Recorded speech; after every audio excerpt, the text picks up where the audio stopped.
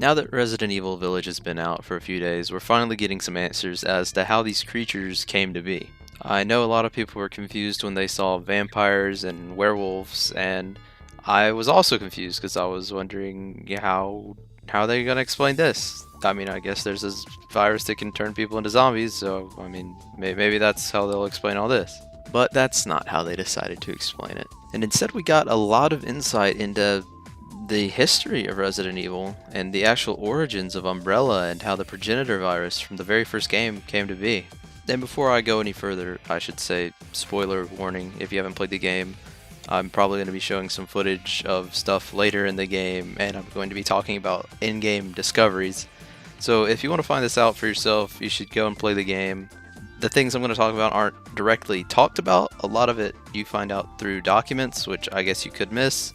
So if you're interested to hear about some of that, continue watching. So I feel like it makes the most sense to start with the origin of how all these creatures came to be, and that would be Mother Miranda. As you probably know, Mother Miranda is the main villain of this story. And she's not some supernatural being like you may have first thought. She actually got all of her powers, which includes mimicking people, as well as a plethora of other violent actions, from something called the Megamycete. And the Megamycete is something of a hive mind organism that Miranda found underneath the village. And when Miranda interacted with the Megamycete, it gave her the power of the mold, which was seen in Resident Evil 7. And having directly interacted with the Megamycete, Miranda was able to give the power of the mold to different people. Now, having found out about the Megamycete, she decided to try to use its power to bring her deceased daughter back to life. So she started conducting experiments on the people of the village. The primary goal of these experiments were to find a suitable vessel for her child to be reborn into. So her four most prominent vessels that she had been experimenting on are the four house leaders in the game. All of these house leaders acquired different powers through Miranda's gift, you could say, but they all had certain defects that made Miranda decide that they were not suitable to be her daughter's vessel. Now, the way that all these people were infected and given the mold powers was through a parasite called the Kadu. And different to the Resident Evil 4 and 5 parasites, it's not exactly connecting all the people to a hive mind, it doesn't appear, but the Kadu does seem to connect them to the Megamycete. So in a roundabout way, everyone with the Kadu parasite is connected, but it doesn't seem like they telepathically are connected, if that makes sense. And despite all four house leaders gaining incredible abilities from the Kadu parasite, none of them ended up being favorable vessels for Miranda's daughter. You find files in Miranda's lab saying that Lady Dimitrescu is able to heal any external wound in mere seconds, and it also explains how her nails grow to be so long. And it says that this regeneration is the reason her body size increases, but all because of a hereditary blood disease that she has to ingest human flesh on a regular basis to be able to keep regenerating. And this is why she's an unfit vessel. Moreau is a house leader with the most obvious defects. Moreau, on the other hand, is basically the complete opposite of Lady Dimitrescu. He's a very low affinity for the Kadu parasite, and because of this, he can't control his transformation. And because he has irregular cell division, it turns him into a giant fish. Gotta kinda feel bad for him, and obviously he's an unfit vessel as well.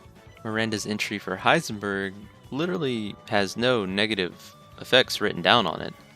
He's able to control electricity due to the electric organs that he has, so I've gotta assume that the only reason he's an unfit vessel is because Miranda knows that he doesn't trust her and is trying to kill her.